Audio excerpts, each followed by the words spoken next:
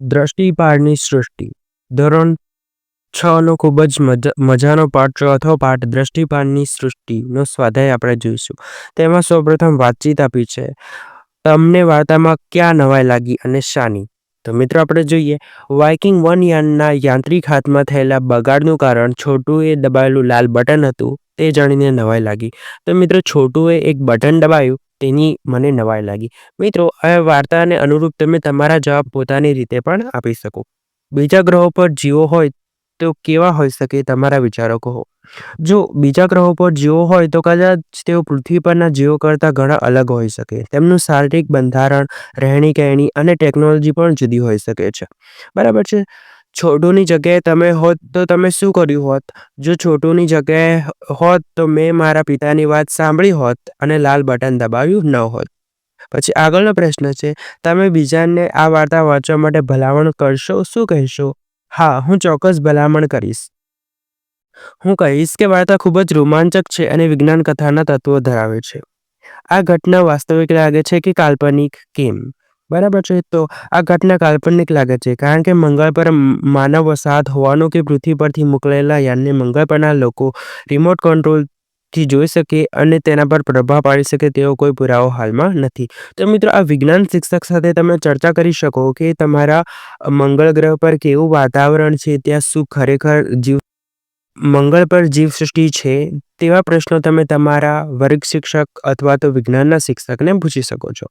આગળ, કોઈ વાહન ન ધરતી પર ચાલતું હોય, ન આકાશમાં ઉડતું હોય કે ન પાણીમાં તરતું હોય તેવું વાહન વિચારો.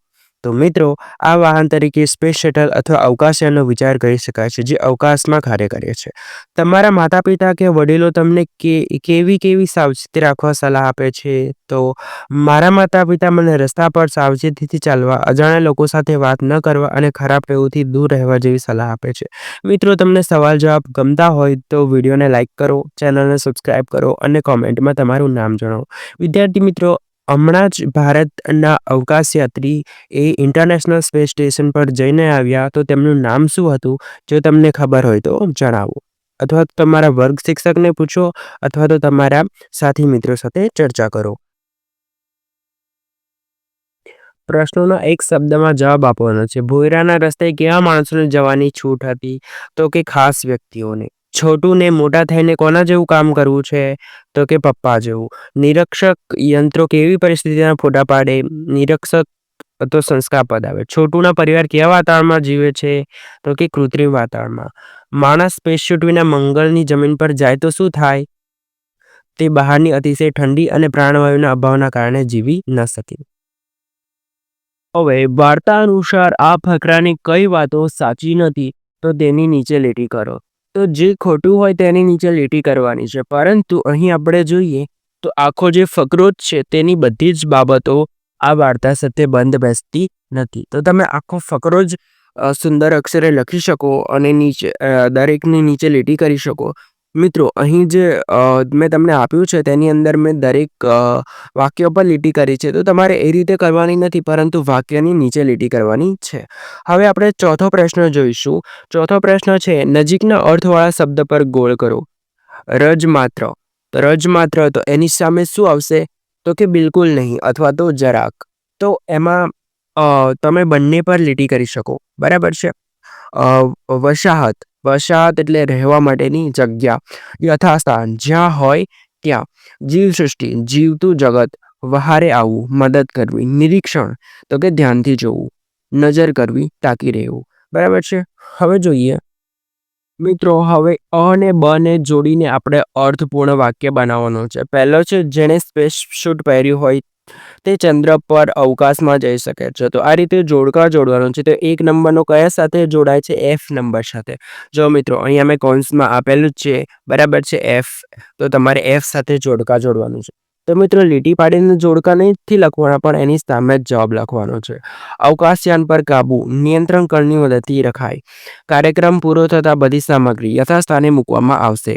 વસાહતનો રજમાત્ર પુરાવો. નુકસાનકારક સાબિત થઈ શકે. જોખમી કારખાનામાં ઠેર ઠેર ભયસૂચક ઘંટડી મૂકેલી હોય છે. સચિવાલય જેવી જગ્યા પર પ્રવેશ માટે સિક્યોરિટી દ્રષ્ટિ પાસ જરૂરી હોય છે. પાયલટ બનાવવા માટે વિમાનમાં તજજ્ઞ થવું જરૂરી છે. મિત્રો, જો તમને વિડીયો ગમતો હોય તો વિડીયોને જરૂરથી લાઈક કરો, બરાબર છે, ચેનલને સબસ્ક્રાઈબ કરો.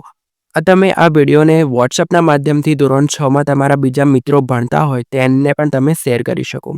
હવે છઠ્ઠો પ્રશ્ન જોઈએ કે જે લખાણ છે તે મુજબ શબ્દ બનાવો છે, બરાબર છે. લખાણ તો કે લખવું, ચડવું તો કે ચઢાણ, ખેડવું તો કે ખેડાણ, લંબાવવું તો કે લંબાણ, વહેતું તો કે વહેણ, ધોવાવું તો કે ધોવાણ, દબાણ તો કે દબાવવું. તો ખૂબ જ સહેલા પ્રશ્ન અને જવાબો છે. હવે આપણે 7મો પ્રશ્ન જોઈએ. 7મો પ્રશ્નમાં શું છે કે નજીકના અર્થ દર્શાવતા વિકલ્પ સામે ખરાની નિશાની કરવાની છે, બરાબર છે. તો કે સામાન્ય માણસોને ભોયરાના રસ્તે જવાની મનાઈ હતી કારણ કે રસ્તો જ્યાં ખુલશે ત્યાં. તો આમાં શું આવશે જવાબ? તો કે સુરક્ષાનું જોખમ હતું, બરાબર છે. તો એમાં વચ્ચેનો જવાબ આવશે સુરક્ષાનું જોખમ હતું, બરાબર. તો હું તમને અહીંયા ખરાની નિશાની કરીને બતાવું કે જેથી તમને ખબર પડી જાય. સુરક્ષાનું જોખમ હતું. હવે આગળ, નિરીક્ષણ યંત્રે ગણવેશધારી સુરક્ષા કર્મચારીઓને શંકાસ્પદ પરિસ્થિતિની સૂચના આપી કારણ કે ત્યાં શું હતું? નાનો છોકરો હતો, બરાબર. કોણ? તો પેલો નાનો છોકરો. 3. મંગળની જમીન પર જનારે સ્પેશિયલ શૂટ પહેરવો પડે કારણ કે અતિશય ઠંડી અને ગરમી સામે રક્ષણ જોઈએ, બરાબર. અને તો આ શું છે? તો કે ત્યાંના વાતાવરણમાં પૂરતો પ્રાણવાયુ નથી. તો એનો જવાબ આ આવશે, આ પણ આવશે અને વિજ્ઞાનના શિક્ષક તરીકે કહીએ તો પહેલો જવાબ પણ આવશે. તો તમારે પણ બી જવાબ પર ખરું કરવાનું છે, બરાબર છે. હવે આગળ પ્રશ્નોના જવાબ આપો. તો 8મા પ્રશ્નમાં જવાબ આપો છે છોટું માટે ભોયરામાં જવાનો શા માટે પ્રતિબંધ હતો? તો કે છોટું માટે ભોયરામાં જવાનો પ્રતિબંધ હતો કારણ કે તે રસ્તો ફક્ત કેટલીક ખાસ વ્યક્તિઓ માટે જ હતો.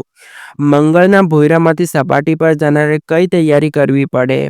તો કે મંગળના ભોયરામાંથી સપાટી પર જનાર ખાસ પ્રકારનો સ્પેસસ્યુટ પહેરવો પડે જેને કારણે શ્વાસ લેવા માટે પ્રાણવાયુ મળે, ઠંડી સામે રક્ષણ મળે અને ખાસ બૂટથી ઉપર ચાલી શકાય. મંગળ પરના લોકોનું જીવન જમીનની નીચે સરળતાથી કેમ ચાલે છે?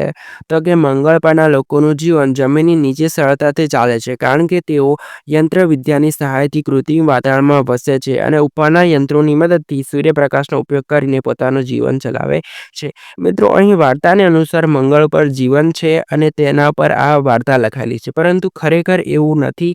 મંગળ પર હાલ પૂરતું કોઈ પણ પ્રકારનું જીવન નથી, પરંતુ આપણા વૈજ્ઞાનિકો ખૂબ જ પ્રયત્નો કરી રહ્યા છે, ખાસ કરીને અમેરિકા અને એલોન મસ્ક જે મંગળ ઉપર રહેવા અને વસાહત કરવા માટેની તૈયારી કરે છે, બરાબર છે. આગળ છે માંગલિક વસાહત પર સંરક્ષણ કરનાર અવકાશયાન વિશે શી માહિતી આપે છે?